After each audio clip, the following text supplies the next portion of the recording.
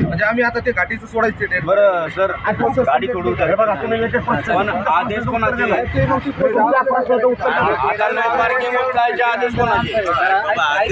हे संयुक्त कारवाई चालू आहे दोन्ही प्रशासनाची, मनपा प्लस पोलीस प्रशासनाची.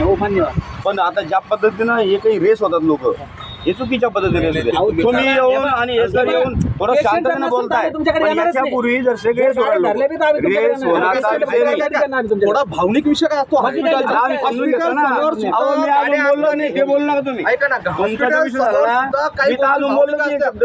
आपले पण काही पेशंट असेल, आपल्याला काही इमर्जन्सी असेल, आपण जर काही गडबडी जर गाडी लावून गेलो, आता तुम्ही आमची डेट ती मनस्थिती तशी राहत नाही ना सर.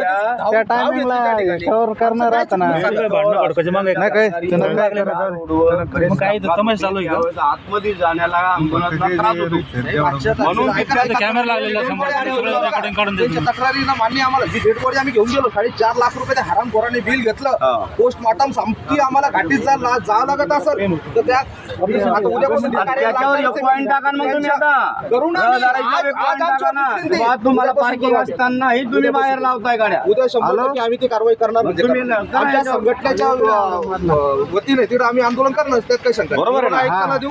कलेक्टर ऑफिसला निवेदन देणार आहे आम्ही उद्या तारखेला. द्या की तुम्ही चुकीचं आहे ते. निवेदन द्या. 5-5 लाख रुपये घेऊन राहिले.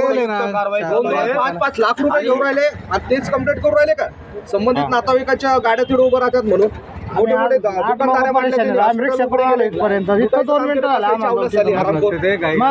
गडबडमध्ये गेलो आम्ही बॉडी टाकतो. 5-5 लाख रुपये घेऊन राहिले शेवटच्या वेळेस पीएमच्या वेळेस. बॉडी घेऊन येतो गाडी मॉल पुन्हा मिनी घाटी